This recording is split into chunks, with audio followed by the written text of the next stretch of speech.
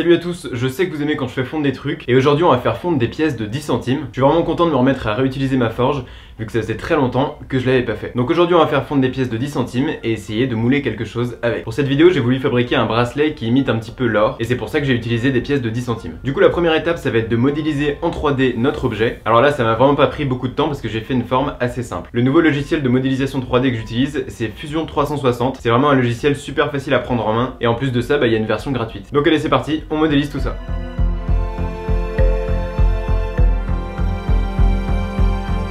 Une fois que c'est fait, on peut passer à l'impression 3D.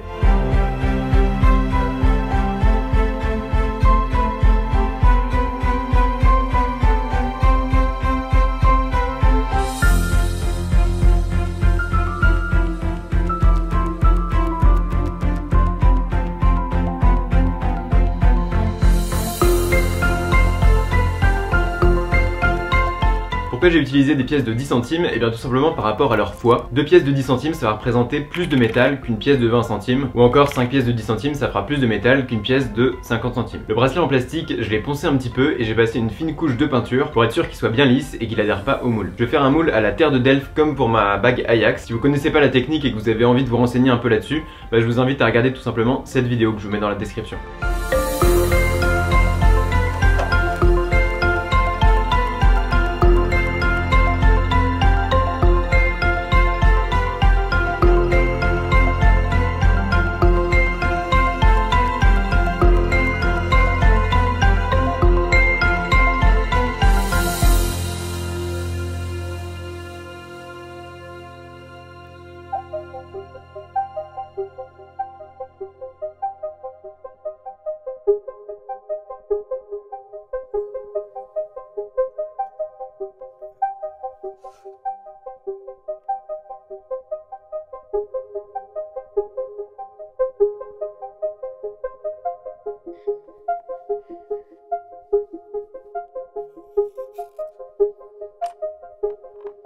Une fois que le moule en deux parties est réalisé, on peut le séparer. Et maintenant il va falloir percer un trou pour mettre le métal et un trou pour que l'air puisse s'échapper.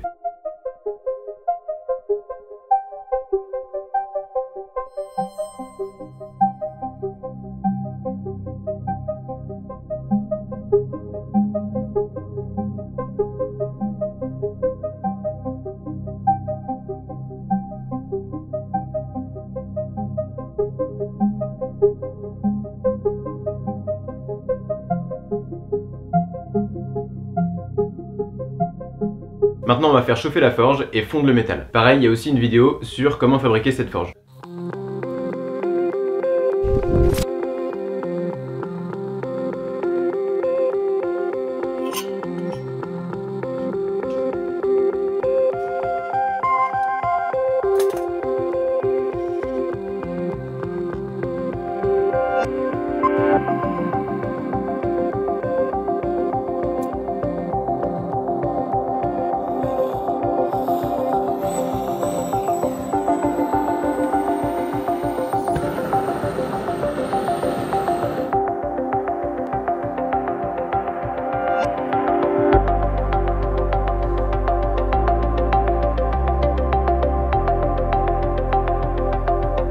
Une fois que c'est bien chaud, on peut mettre le métal dans un creuset en graphite et le mettre dans la forge.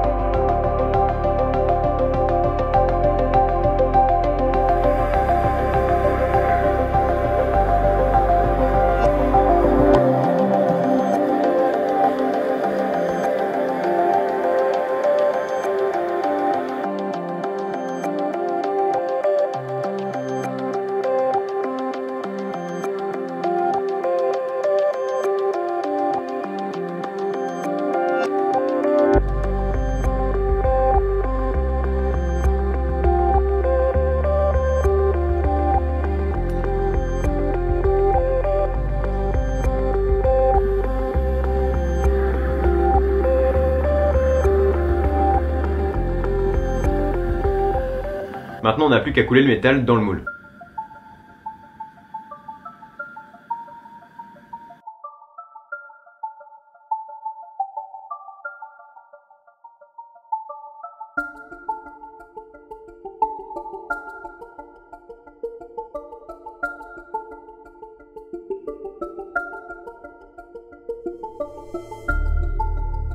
Oh le con. J'ai complètement oublié de relier les deux trous que j'avais fait avec le reste du moule. Du coup bah forcément le métal s'est stoppé à l'intérieur. Allez c'est pas grave, je refonds du métal et c'est reparti.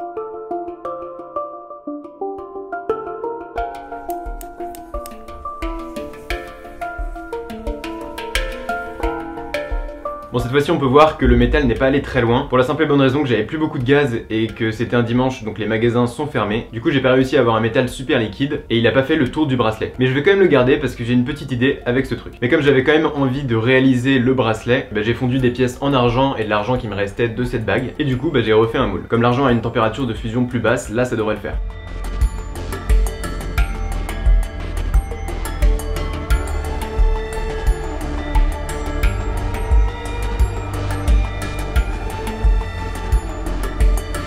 Une fois qu'on a nos deux pièces, maintenant on va pouvoir découper les petites parties qui sont en trop et puis poncer nos deux objets.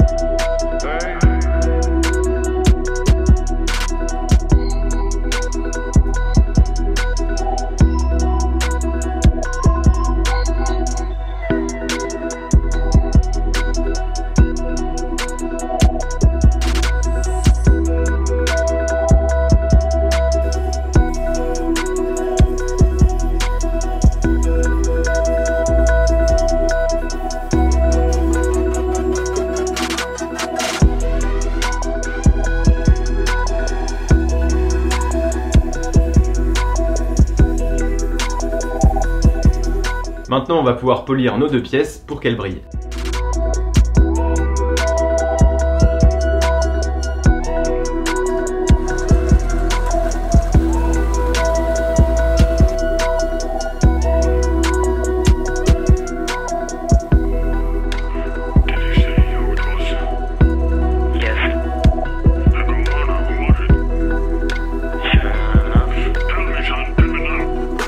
J'ai percé un petit trou dans celui qui a été moulé avec les pièces de 10 centimes parce que j'ai voulu en faire un collier.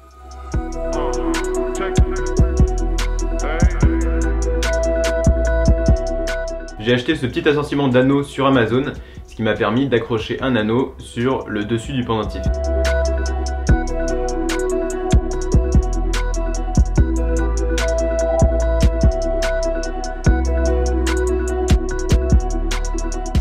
J'ai aussi acheté une petite chaîne plaquée or, ça m'a coûté à peu près 10 €.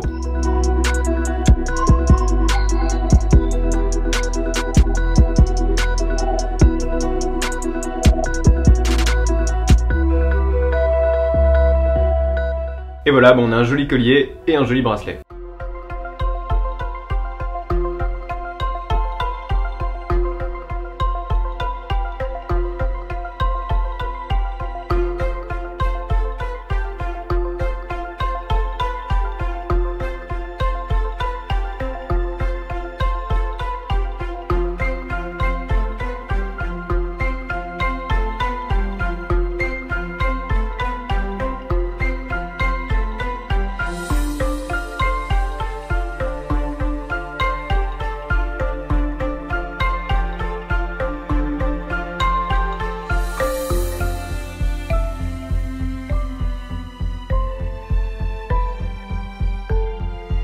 Voilà, bah, j'espère que cette petite vidéo vous aura plu. Si c'est le cas, vous pouvez mettre un gros pouce en l'air comme d'habitude.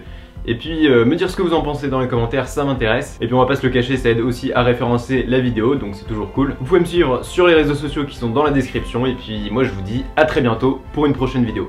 Allez, salut!